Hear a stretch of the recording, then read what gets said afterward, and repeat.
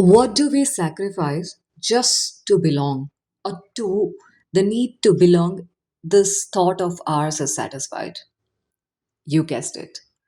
I'm talking about Karna, the character from Mahabharata. Welcome to 21 Days, 21 Stories from Mahabharata. Today it is day 3 on Copy and Conversation with me, Meera. I would like to begin with a memory. Think back to your very first day in a new place, a new school, a new office, or a new neighborhood. Perhaps even a family gathering where everyone else already knew one another. You smile, you introduce yourself, you look around, hoping someone will say, "Hey, come, sit with us." It's a simple invitation, right?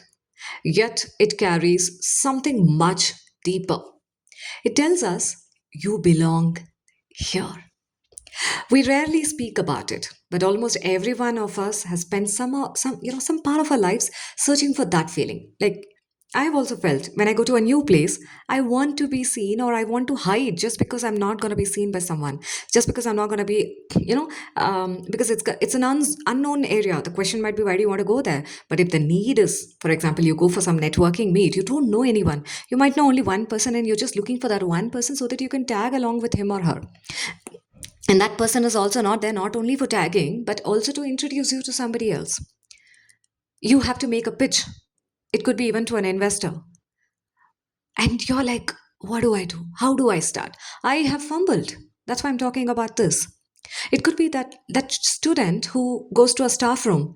He's looking for the known teacher, and she or that teacher is not there. The child is fumbling. Isn't it the similar situation we face not only as a child, not only as an adult, but most of the times or every now and then, right? Yeah.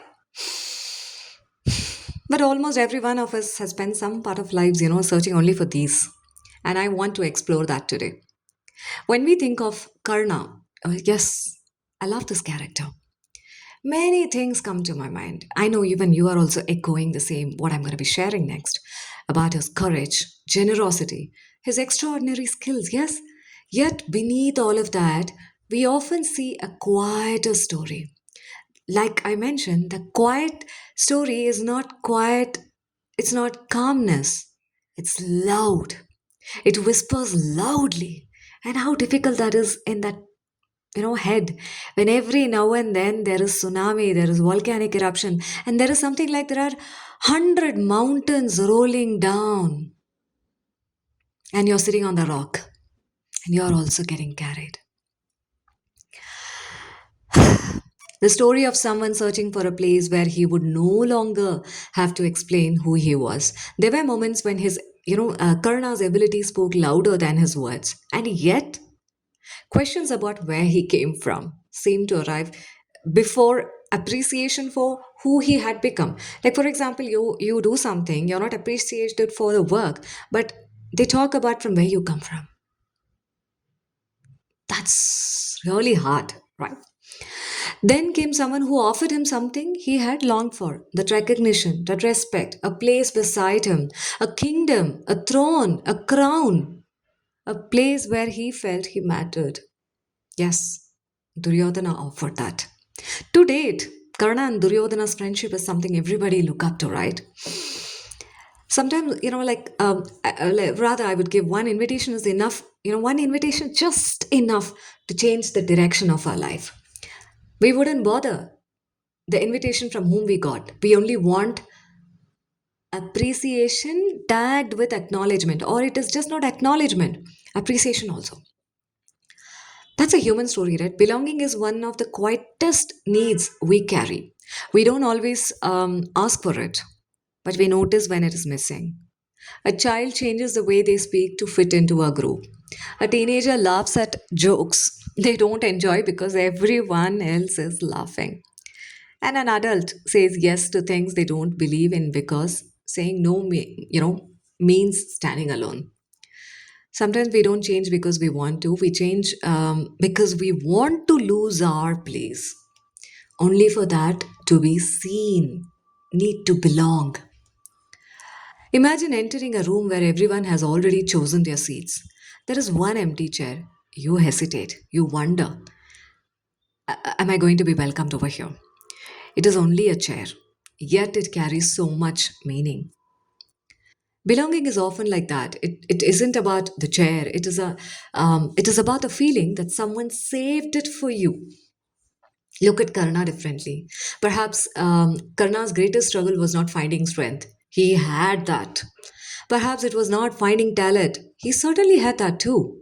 Maybe his deepest longing was to stop standing outside every circle, to finally feel included. What else do we ask for? To hear someone say, "Hey, join in. Hey, what are you doing there? Come, let's just catch up. Hey, how about a coffee? Hey, what are you doing there? Just come here. Doesn't matter. You don't have to take part in everything what the circle is doing. Just be with us, no?" That says that you are one of us. That's what we want to hear. And once we hear those words, we sometimes become afraid of losing them. That fear can quietly influence our choices, not because we are weak, but because belonging feels precious. What if it gets lost? It's okay, even if this person is doing something wrong, I'm not doing that wrong business. Let him do. I will just stand next to him. Let him do what he wants. But I have someone to, who will listen to, who will give me that belongingness. There's an invisible cost to all of this. Sometimes belonging asks nothing from us. Sometimes it asks everything. You might have hidden your opinion because everyone else thought differently. Perhaps you have stayed silent when something felt unfair. Yes, Bhishma, right? I'll talk about Bhishma also. You've continued in friendships that no longer felt kind because leaving meant to be alone. I've listened to this. I've heard the stories from so many children. Mira auntie, I don't want him to leave me. I don't want her to leave me. That's why I just go with her. Sometimes she scolds me. She doesn't even bother to look at me, but still I just go with her. So hard to listen. Karna is not just in Mahabharata. He is living in each of us. When that child was telling that, I've heard this from my child also. Sometimes she said, I asked her, Kana, why do you go when you don't want to? This was a couple of years ago. She said, Amma, I don't have any friends. I just want to play. As a mother, obviously, to guard, the survival mode comes and says, it's okay, Kana, don't go. I did that once or twice, but she continued going. But after some years, couple of weeks ago, I asked, why didn't you go with the other friends? She said, no, I'm just one, namesake. I'm over there. I don't want to. Thanks that she learned through the experience. We all go through that. I always felt, I want to be in this group of friends, but I never was. I mean, yeah. Because, not because they were true, because they helped you stay connected. The cost isn't always visible. Sometimes the cost is simply becoming little less of ourselves. You're not you. Let me bring it closer. I often wonder, how many decisions in our lives are really about decision? How many are simply about wanting to belong? We join conversations, communities, workplaces, networking meets also sometimes, families, teams. Each one quietly asks, our own mind, will you fit in? Another question is, which is equally important. Can I still be myself while being or will I belong here? Because belonging that asks, us to leave ourselves behind may not be belonging at all. It is not belonging. When a belongingness is talking about you leaving your individuality, your individual narrative, your identity, just for the sake of being in that team, I leave that question to you. You don't have to answer now, but you should think about it. A different kind of belonging. Think about the people with whom you feel most comfortable. You don't talk anything, you don't share anything. But what makes those relationships different, special, ease, and peaceful? Not every relationship gives you peace. There are some people who will take your peace into pieces and throw it away. Usually, it isn't because you agree on everything, it's because you don't have to perform. You don't have to do that Nagin dance to them. You don't have to impress. You don't really have to, you really do not have to impress. You don't have to become someone else. You simply arrive and you're welcomed. That kind of belonging doesn't ask you to earn your place every day. It simply offers. That is the belonging we are still searching for. I would like to leave you, yes, with three questions. Where in your life do you feel you truly belong? Where are you constantly trying to earn your place? And yes, and what part of yourself have you quietly set aside just to remain accepted? Karna's story is not only about loyalty, it is also about what we sometimes give away in exchange for belonging.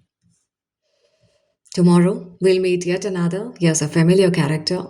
It is my favorite character, of course, Shakuni. A man remembered for strategy planning, control, but beneath that story lies another question.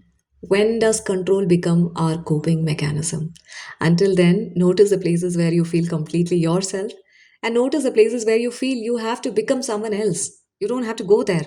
The very thought now I'm telling you will put you into discomfort. The difference between those two places tells us more than we realize.